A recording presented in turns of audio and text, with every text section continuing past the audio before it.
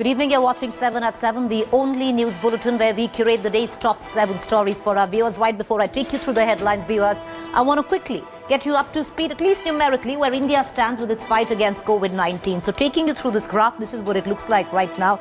We are at, with total active positive cases standing at 3,70,974. Total deaths till now have been to the tune of 1,41,817. We've seen recoveries, though, to the tune of 92,53,388. This is what it looks like where India stands with its fight against COVID-19. Now, let's take you now directly to the state of West Bengal. 6 months before elections in the state, and politics is booming to the effect of what we saw today. A massive clash between TMC and BJP supporters, which ultimately led to the cars of JP Nadda, the BJP party president, and Kailash Vijaywargiya to be attacked. Stones were hurled at Nadda's convoy, leading to a huge clash.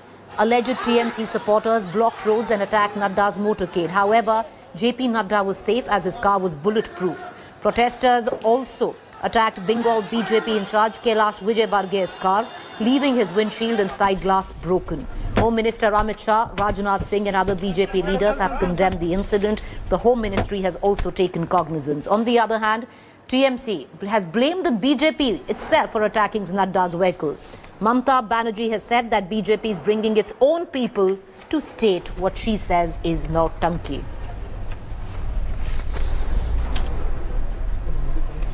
जो आने में मुझे दृश्य देखने को मिला वो इस बात को बताता है कि ममता जी के राज में बंगाल अराजकता का पर्यायवाची बन चुका है, असहिष्णुता का पर्यायवाची बन चुका है.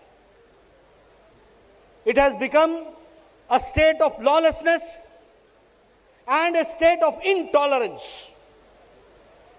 आज मैं यहां पहुंचा हूं तो मां दुर्गा की कृपा से पहुंचा हूं.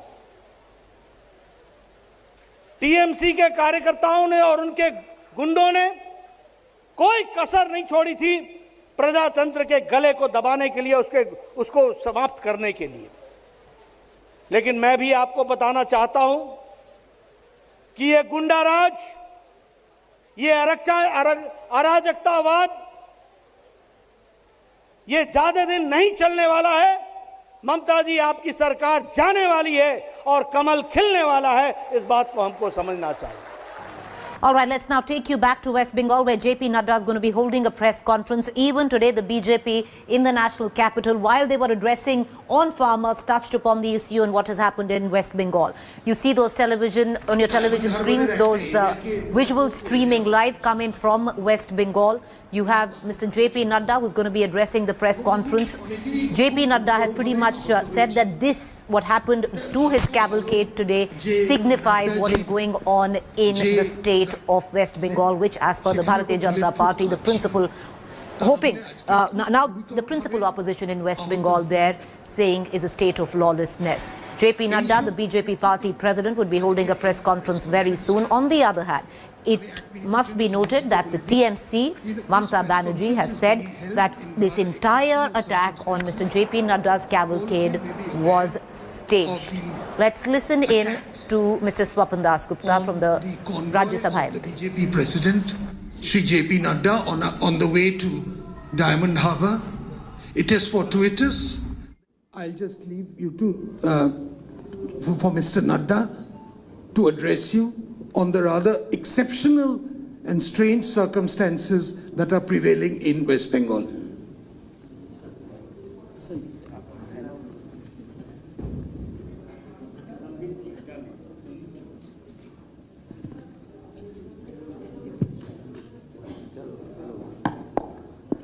The Rajya Sabha MP. सभी के नमस्कार. आज मुझे इस प्रेस कॉन्फ्रेंस के माध्यम से जो बंगाल की घटना मैंने 2 दिन में देखी है उसको आपके साथ आत्मसात कर रहा हूं.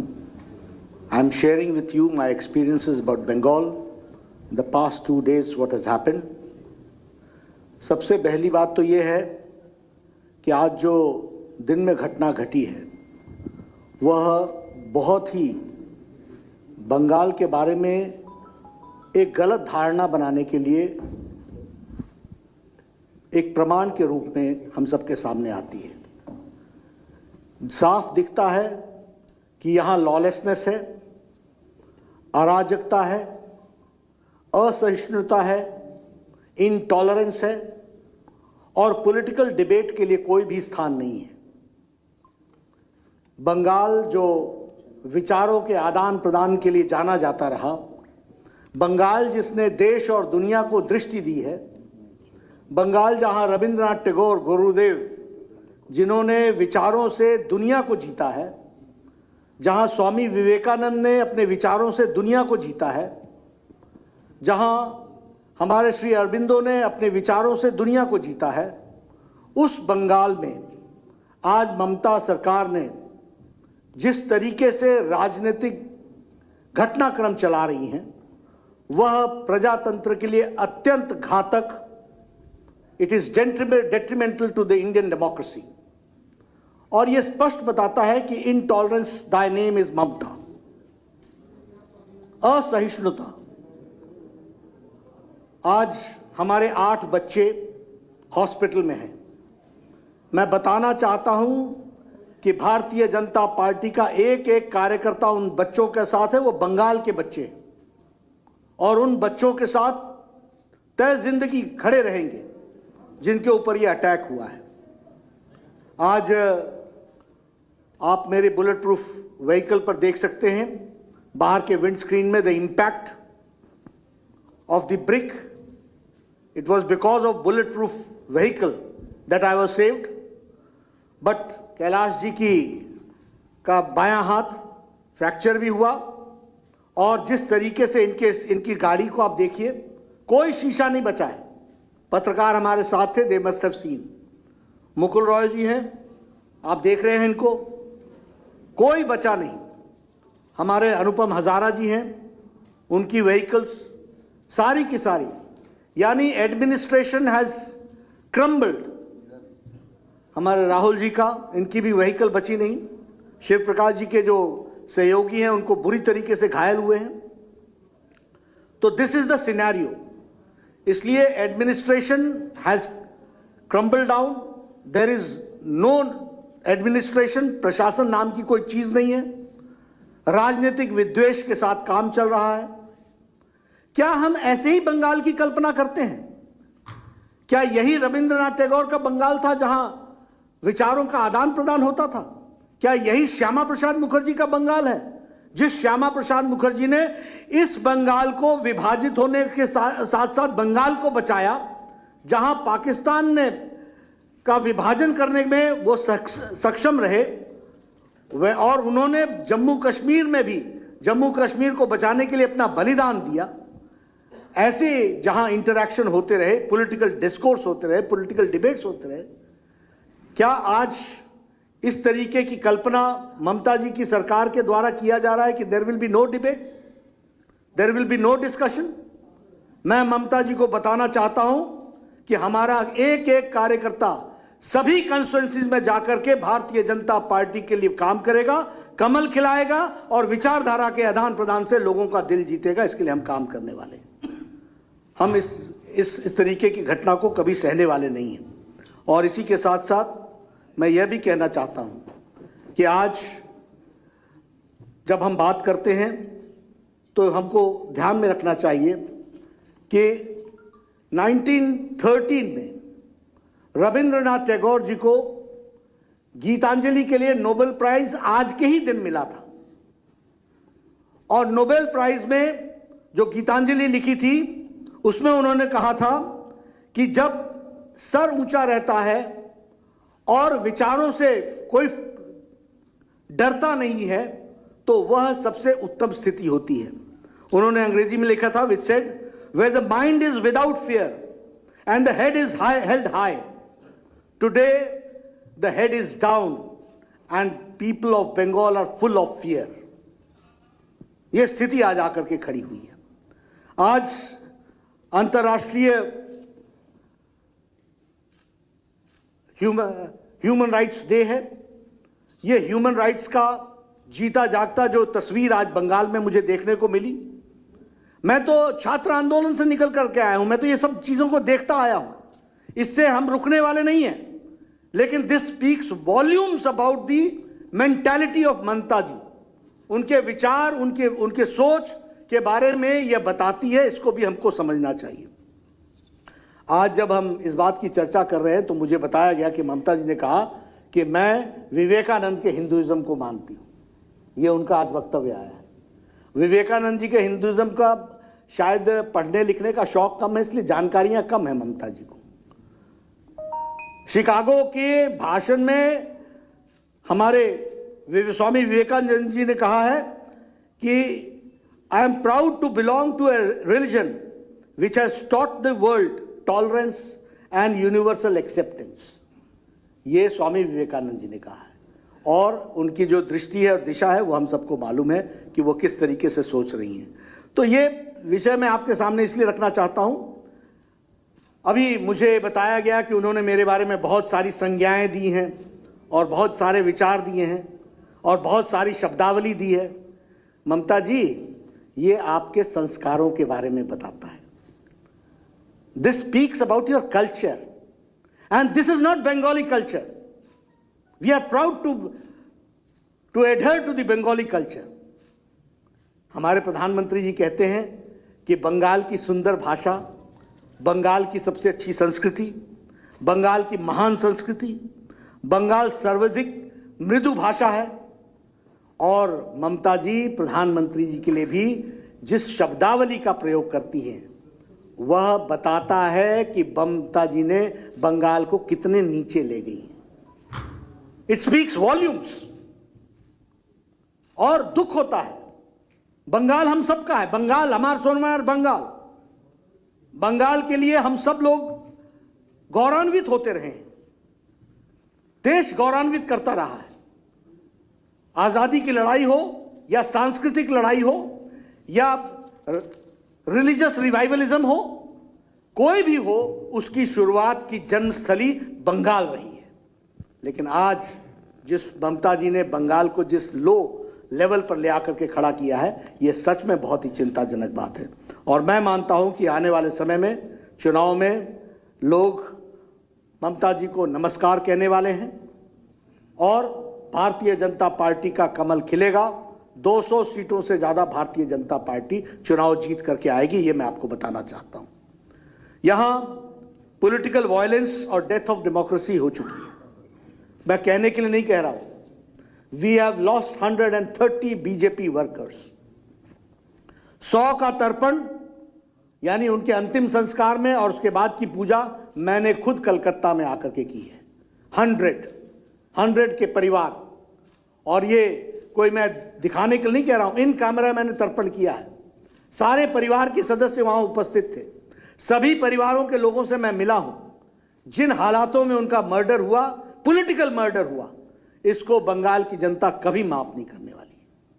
और बंगाल की जनता को तय करना है कि क्या ऐसी सरकार और ऐसी संस्कृति को यहां पर जगह देना है। जब इलेक्टेड रिप्रेजेंटेटिव्स सेफ नहीं है तो कॉमन मैन का क्या हाल होता होगा? What will be the plight of the common man? आम आदमी की क्या स्थिति होगी? लॉलेसनेस, अराजकता चरम सीमा पर है। एडमिनिस्ट्रेशन, मैंने पहले कहा, कोलैप्स कर चुका है। हमारे एमएलए देवेंद्र नाथ रे, बप्पी घोष, पूरन चंद्र दास, गौतम पात्र, सुदर्शन परमानिक, शेख लियाकत, गणेश रॉय, शंभारू बर्मन, दीपक मंडल, मनीष शुक्ला, ये सब पिछले 2 महीने में इनका मर्डर हुआ है। इन द पास्ट 2 मंथ्स मैंने सिर्फ आपके सामने 7-8 नाम गिनाए। ऐसी संख्या और श्रृंखला 130 की है। ये बंगाल की सभ्यता और राजनीतिक सभ्यता का सूचक है क्या? ये ममता जी के राजनीतिक कार्य करने का तरीका है क्या? बंगाल की जनता को तय करना पड़ेगा और मैं उनसे निवेदन करूंगा कि ऐसी सरकार को लॉक स्टॉक एंड बैरल इनको विदा करना चाहिए और ऐसी सरकार भारतीय जनता पार्टी के उसमें बनानी चाहिए जिसमें सबका साथ, सबका विकास और सबका विश्वास को लेकर के चले। जब हम भ्रष्टाचार की बात करते हैं तो cut money is the order of the day. Cut money जीवन का तरीका हो गया है वेस्ट बंगाल में। और टोलाबाजी और सिंडिकेट में भी बालू सिंडिकेट और कोयला सिंडिकेट, ये जिसको बोलते हैं कि यहां लूट हो रही है, लूट और राजनीतिक संरक्षण में हो रही है, ममता जी के द्वारा डायरेक्टली संरक्षण में हो रही है। तो इसलिए टोलाबाजी भी हो रही है, कटमनी भी हो रहा है, सिंडिकेट भी हो रहा है, कोयला और बालू पर सिंडिकेट चल रहा है। और तो और मुझे दुख के साथ कहना पड़ता है कि कटमनी और पैसे और रिश्वत अंतिम संस्कार पर भी देना पड़ रहा है बंगाल में। This is the situation. मेरी बात किसी को लगती हो तो चैलेंज कर देना, लेकिन अंतिम संस्कार के लिए भी पैसे और घूस और उसके लिए भी ब्राइब चल रहा है, वो हमको समझना चाहिए। ममता जी क्या कहती हैं? 75% बीजेपी, 75% टीएमसी को कटमनी दो, 25% अपने आप रख लो और लोगों की छुट्टी कर दो। ये संस्कार है, ये बातचीत। उसी तरीके से अभी कहा गया कि ममता जी द्वारे द्वारे, पहले ममता जी वारे न्यारे, अब द्वारे द्वारे, और चुनाव के बाद फिर वारे न्यारे। लेकिन बंगाल की जनता अब छोड़ने वाली नहीं है। द्वारे द्वारे घूमो, चाहे जैसे घूमो, आपको बंगाल की जनता छुट्टी देने वाली है। जमीन आपकी खिसक चुकी है, यह हम आपको बताना चाहते हैं। कोविड का ट्रेजेडी हुई। Modi ji is known for the management of COVID management and Mamata is known for mismanagement of Covid.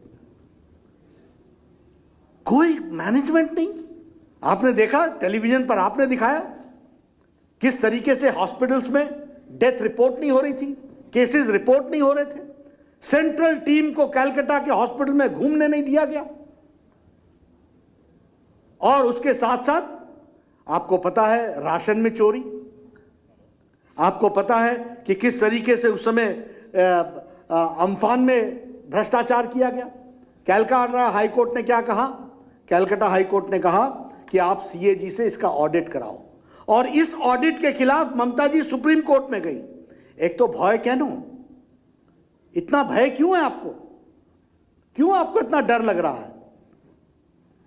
High court के चीफ जस्टिस राधाकृष्णन कहते हैं get it audited by the controller and auditor general. ये पब्लिक मनी है और 1000 करोड़ रुपए प्रधानमंत्री जी ने एडवांस दिया, 1200 करोड़ रुपए बाद में दिया गया, लेकिन कोई हिसाब किताब नहीं। और जो पैसे मिले वो टीएमसी के कार्यकर्ताओं के अकाउंट में मिले। अब है तो भय कहनो। सुप्रीम कोर्ट में जाने का मतलब है you are hand in glove with commission and corruption. आप पोषक हैं करप्शन के, आपके द्वारा करप्शन हुआ है और आपके पालन पोषण में करप्शन बढ़ा है। इस कारण से आप सुप्रीम कोर्ट में गई हैं। नहीं तो आपको कहना चाहिए था दूध का दूध, पानी का पानी होगा। और प्रशासन में प्रशासक जो होता है उसको he should not only be honest, he should look to be honest. Here Mamata ji looks to be dishonest and is dishonest. This is what I would like to say. The activities show, ये बताती हैं कि किस तरीके का हाल चाल बना करके रखा है। टीएमसी की सरकार, चाल चोर सरकार, त्रिपाल चोर सरकार, राशन चोर सरकार, ये टीएमसी की सरकार के सिनोनिम्स हैं। ये सरकार के पर्यायवाची शब्द है। चौल चोर, त्रिपाल चोर, राशन चोर, क्या हाल बना करके रखा है। और पहले क्या कहती थी? मां माटी मानुष। और आजकल क्या कहती हैं? तानाशाही, तुष्टीकरण और टोलाबाजी। All right, that was JP Nadda holding a press conference in West Bengal. Let's now cut across to a fact-check segment, the segment where we bust certain claims masquerading to be facts on social media platforms and WhatsApp groups. Now, there is an image which is floating about suggesting charges will be levied on UPI payments from 2021. The fact check on that, the government's come up with a clarification. This is a hoax. It's false, fake news, not true. So if you've received that message, it's false, discount it. All right, with that quick fact check, it's a wrap on this edition of News. On the other side is to the point where we put the spotlight on the deadlock of talks between farmers and government. Stay with us.